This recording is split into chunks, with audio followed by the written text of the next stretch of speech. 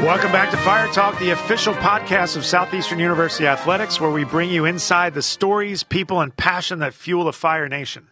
I'm your host, Drew Watson, athletic director here at SEU. Our fearless leader, Dr. Engel, could not be here today. He is on the road. So joining me today is a man who brings the news of our athletes to the world, Josh Fisher. Josh, good to have you as a co-host today. Yeah, thanks for having me. Big shoes to fill, but excited to give it a shot. Well, you are you're new to the area. You are from a lot of places out west. Yeah. Talk to me a little bit about what you brought, where you come from, your family, what brought you to Southeastern. Yeah, originally family's from Salt Lake City. Grew up there, spent most of our time there. Met my wife, had our first child there, first two children there. Spent a year in Montana, where our third son was born. And then the last 5 years we've been in Arizona. Coupled mostly NAIA schools professionally. Spent the last 3 years at Arizona State University, though, and was looking for something that could bring my family back together, and this was a place to do that, and we're excited to be in Florida and Lakeland here at SEU. We're really excited, and it's been a great first 2 months, and we're looking forward to keep growing in it. It's awesome. Well, we're happy to have you here. You are doing a tremendous job. So tell it, when people hear Arizona State, this whole the mystique around athletic, the D1, you've been, as you mentioned, you've been at a lot of NAIA schools. Three? Three, yeah. Three, and then you moved to Arizona State, and then you came back to back to the NAIA. So, what, in your opinion, is the big difference? Well, the D1 level is the people, the staffing, right? Yeah. They have people, and people who help people in every specific thing. So you're very generalized. You're very specific in the thing that you do. Yeah. And here, you're in the NAIA schools, you touch more things.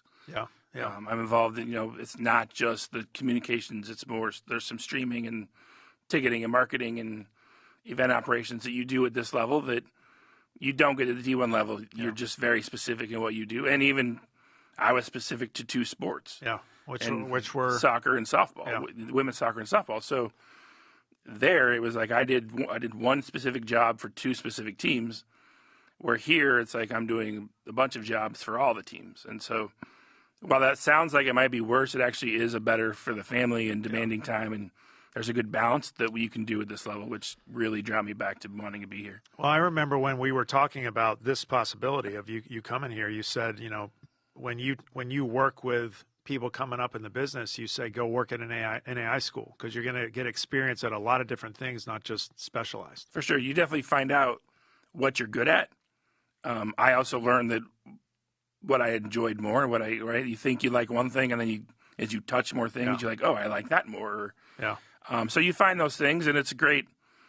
I said the people who've done it are so more prepared than people who just only do one thing in one big college. So I tell all of our students, I tell everyone at ASU, give it a shot. Yeah. People don't always want to listen to that. It's athletes are the same way in some way. It's always about that D1 want to be the best. And I think if you have that mentality, you're missing out, and maybe you're closing some doors that you should keep open. Yeah. Yeah, and for a school we try and do things like we look at ourselves as like a mini D1. Yeah. The football experience, Flames coming off the scoreboard, everything we try and give our athletes. It's great to have someone who's been at that level here to just, kind of guide us through no, did you think about this? Think about this. Yeah. So, really, really appreciate your input. Even 2 months in, it's been really good. So it's been a good 2 months for sure. So from big time performances on the field and court to moments that show what makes our student athletes so special off of it, there's a lot to talk about today. So let's dive in at last week. As last week was packed with great performances. Let's start with Wednesday. Feels like everything was clicking for Southeastern. Yeah, absolutely. Wednesday was one of those days you could just feel the momentum for everyone competing. All three teams, volleyball, both soccer's, 3 wins. It just doesn't get much better than that. Yeah, women's volleyball opened the night inside the Furnace and took care of business against Warner, picking up a solid 3-1 win to keep that conference rhythm rolling. Yeah, and they're such a fun group to watch, and tons of energy. You can tell they love competing together for sure. And that success that they had also carried into the soccer field.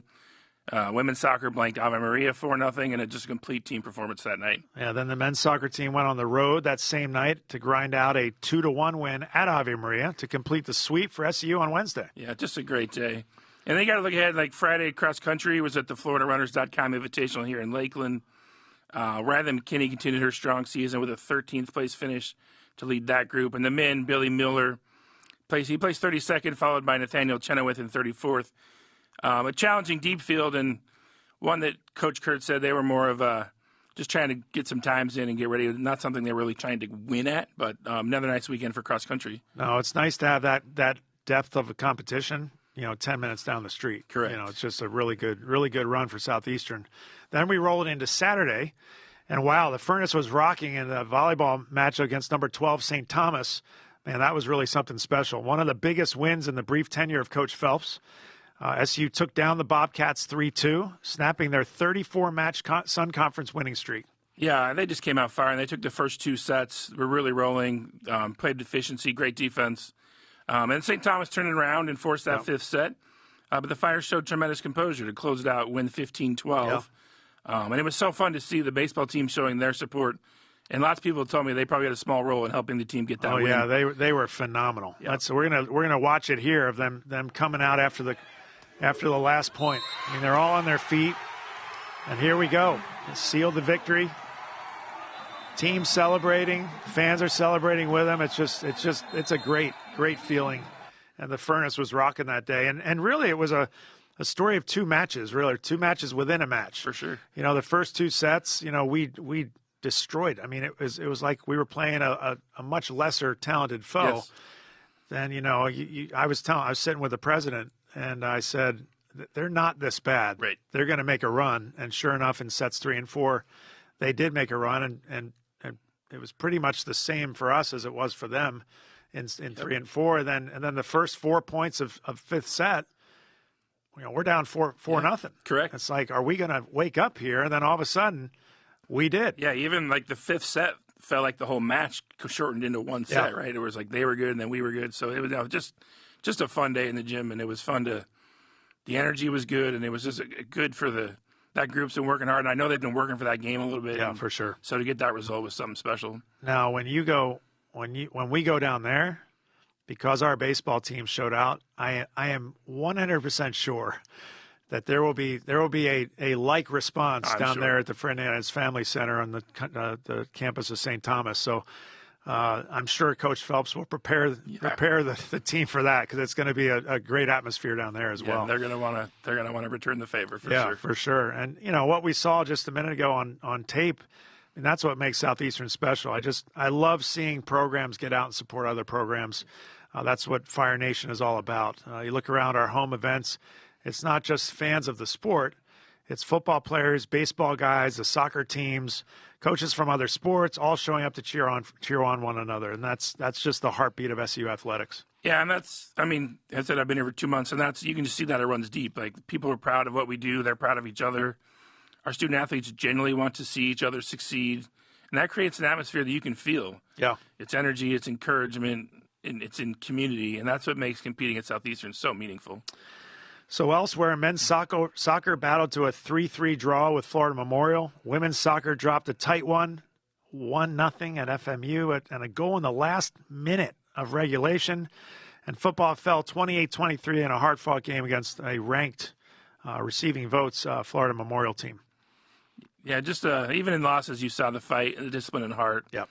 Exactly what you expect from our programs. And I was telling the coaches in our head coaches meeting this morning, what I love about our staff is that losing really bothers them. Yeah. I mean, I won't go into detail about some conversations I have after losses, but it's not life. Yeah. It's athletics is always it's a great part of life, but it's not life itself. And when I watch our coaches, it's fun to watch them win, right? Yep. But you learn a lot about someone more in a loss and what their character entails. So, just really cool to see how these coaches are coming off the weekend that we had, and they're going to rebound. And, last week, plenty to celebrate, but there's no slowing down. It's a new week, new opportunities.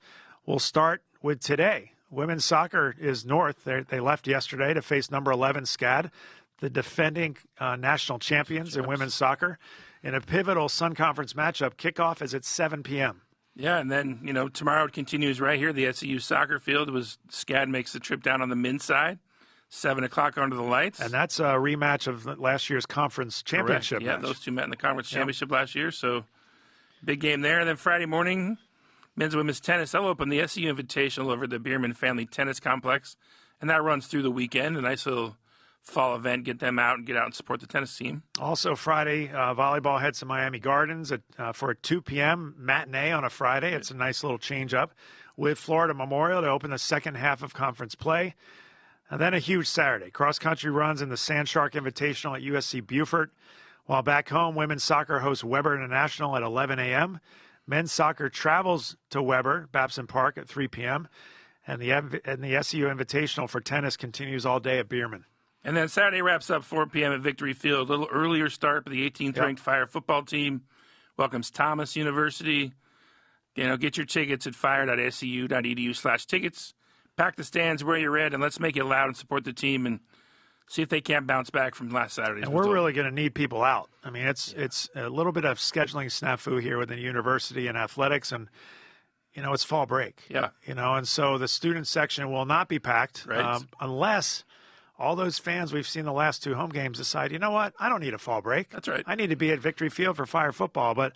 It's going to be a different day. We're starting at 4 p.m. as you said. So if you can get out, if you're in town and can get out, we really encourage you to get out. Yeah, I'd say hold off on that fall break. You can give it a little late. You can leave. Sure. We started early so you can get out in time. Absolutely.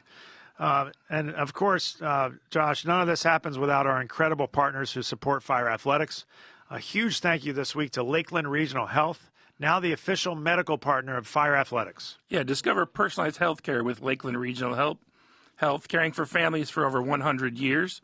With more than 400 expert providers across 40 specialties and 30-plus locations, they're delivering world-class care right here in our community. They've been advancing, innovating, and growing across Polk County and beyond to deliver world-class care to you, community-grown, nationally known, just for you. With that, we'd like to welcome this week's guests, men's soccer head coach Gerritson Craane and forward Tap. You said Tap. Taps. Okay, Taps. Sure. You're going to have to say your last name for me. Tapiwa Kufakurowa. Okay, I would not have said that. Taps for sure. Make it easy for you guys. You nailed it. Gentlemen, welcome to Fire Talk. Good to have you here today. Yes, Thanks for being here. Okay, so before we talk about the season, let's rewind a bit. You actually played here at Southeastern. What years was that? 2013 to 2017. So you're relatively old then. Yeah, I'm getting up there. What was that experience like? How did that prepare you for your role today as head coach? I think it was a great experience for me. Not only the soccer side, but the school side as well. Being on a campus where you can build on your relationship with Jesus on the daily, with chapel and activities and having teachers that share their faith, and that was something I really needed in my life at the time. So Southeastern provided that opportunity, and also a bonus was kind of a great soccer program that we were able to build during my time here. So now a couple additional questions here. Yes, sir. Your team, your senior year, how would they do against this team this year? We would win for sure.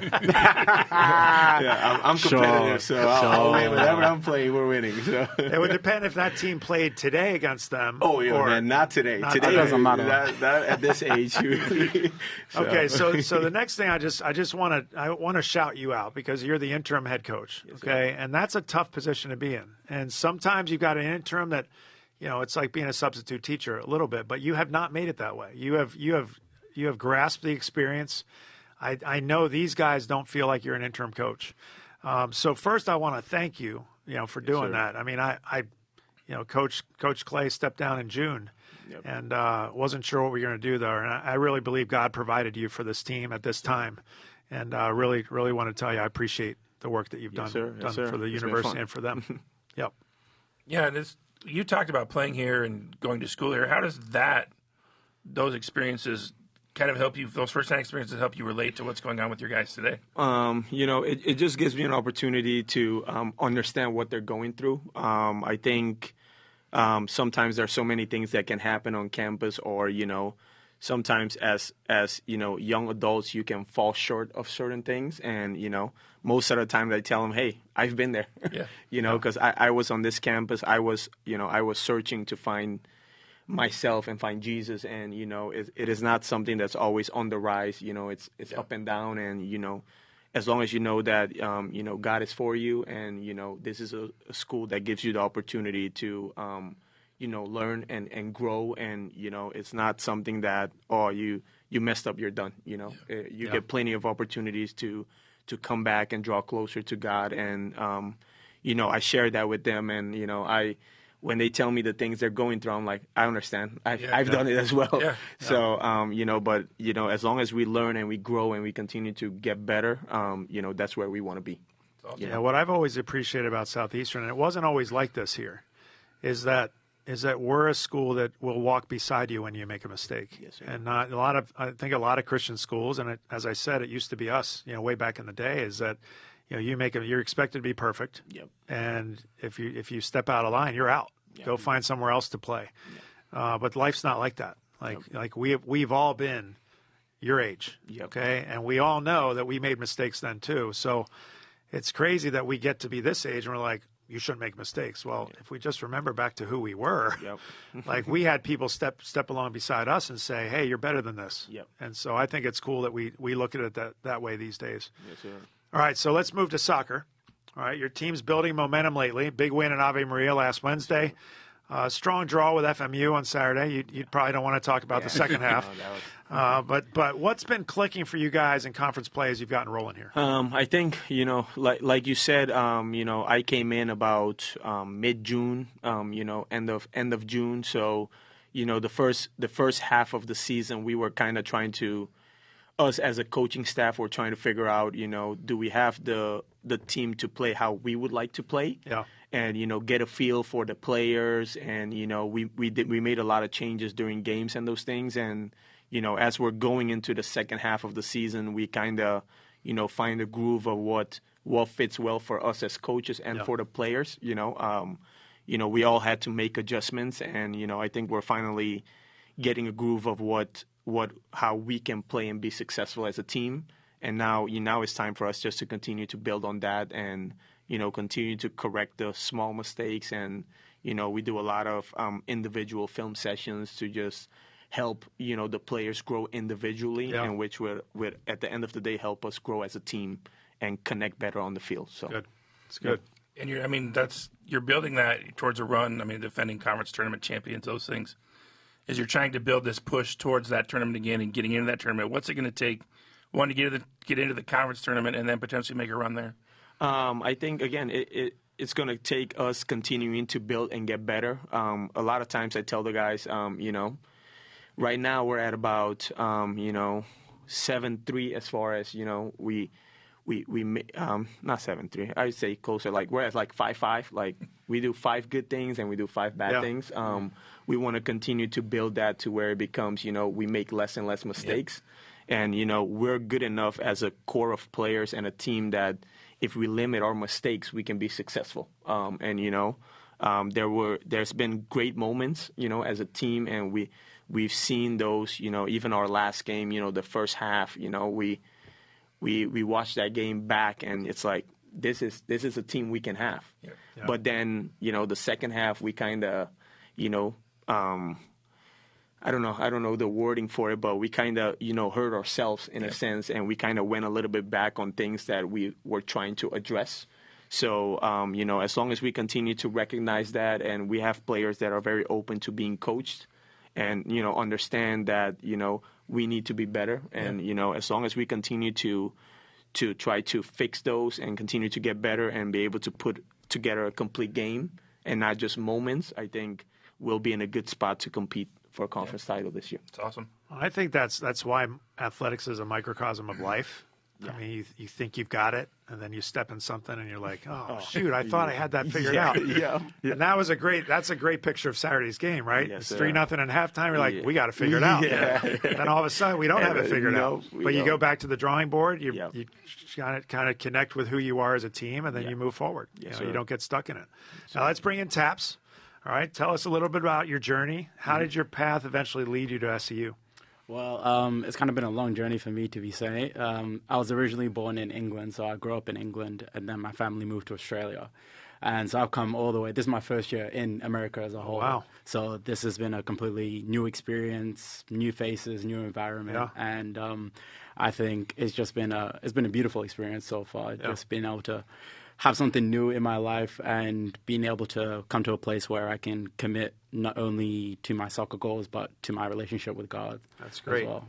So how does the humidity here compare to Australia and England?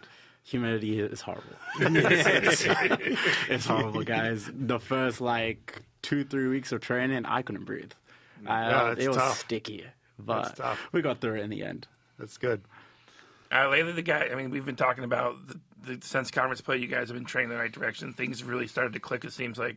What do you think has been the key from your perspective of what's been working recently? Mm-hmm. In my perspective, I think communication has been the biggest thing that we've had to address. And I think the closer we've got as teammates, the better the communication has been. And that's not just from talking on the field, but off the field as well, from telling each other, sometimes we need to step up our game and holding each other accountable and being able to get told, oh, you need to also step up your game. We all keep each other accountable. And the more receptive we are to that, the better we're going to grow as a team. So we've talked a lot about SU's culture in this episode. How does that culture, the faith, community, purpose, how does that show up within your team? I think it's a beautiful reflection in the team. Before every game, we're always praying. We're always giving thanks to the Lord. And you can see everyone's really in tune with that when we are talking. And you can even see it reflected on the pitch. We'll pick each other up. We're not just putting each other down. I think that's a core value of SEU as a whole. Yeah. As you said, sometimes we make mistakes and life isn't always going to be a straight road per se. But having those brothers next to you that can pick you up and you can pick them up when they're down, it's always going to make that big difference. That's good. Now, obviously, President Engel isn't here this week. But we cannot have an episode of Fire Talk without bringing up the word of the year, unleash. Absolutely. Yeah. So what does unleash mean to you? To me, unleash means untapped potential. So I feel like in everybody there is that kind of fire that you haven't seen yet, people around you haven't seen yet. And the word unleash to me means that going forward, it's really trying to dig deep into yourself and look kind of inwards, look at your own experiences, own personality, and think, can I do more? Is there something more I can do? Can I actually push myself further than I've ever pushed myself before? And I think that is a beautiful word to actually encapsulate all of that. That's fantastic. So, Coach, what does unleash mean to you? Similar to what he said, I think, again, being able to dig deep and figure out who you are and also who God is to you, and being able to unleash, those good things, the fruits of the Spirit and, finding your, finding the Holy Spirit and really, seeking that instead of, your personal self. Yeah, in a that's sense. good. Yeah. Well, that's powerful stuff from both of you. Thanks for sharing, and Taps, thanks for representing SU so well on and off the field. It's really cool for me in my chair as AD. I used to be a coach, don't coach anymore, but to watch the athletes that we have at Southeastern do what they do has always been an inspiration to me. Thank you. Awesome. So don't forget, you can catch men's soccer, Coach Craane and Taps at home tomorrow night at 7 p.m. versus SCAD Savannah. Absolutely. They, as we said, we played them in the conference championship last year. That was an intense rain game, as I remember it. Yep. Then Saturday brings a women's soccer versus Weber International at 11 a.m. And Fire football back at Victory Field at 4 p.m. against Thomas University. Don't forget, all your tickets for all these home events, fire.scu.edu/tickets. Come out and cheer the Fire on all weekend long. And that does it for this week's episode of Fire Talk. A big thank you to Josh for filling in this week and bringing that fire spirit as always. Yeah. Even after 2 months. I mean, you've got the fire spirit. It's there. It's there. I sure hope so anyway. It's been great having you on the show, and something tells me we'll be hearing a lot more from you in the episodes ahead. We'll see about that next week. We'll see about that, but I will be back next week. Yep. Next week, just as a preview, it'll be Josh, me, and Curtis next week. Curtis Gullidge, our campus athletic pastor. So thanks for being here, Josh. Yeah, I'm happy to be here. It is exciting. I downplay a little bit, but it was exciting. It's fun to talk and share these stories and share the stories of our athletes and our coaches. So, yeah, I'm proud to be part of it. So thanks again for joining us today, guys. Also, thanks to our sponsors and everyone tuning in. Thank you for being a part of Fire Nation. We'll see you next time. Go Fire. Go Fire.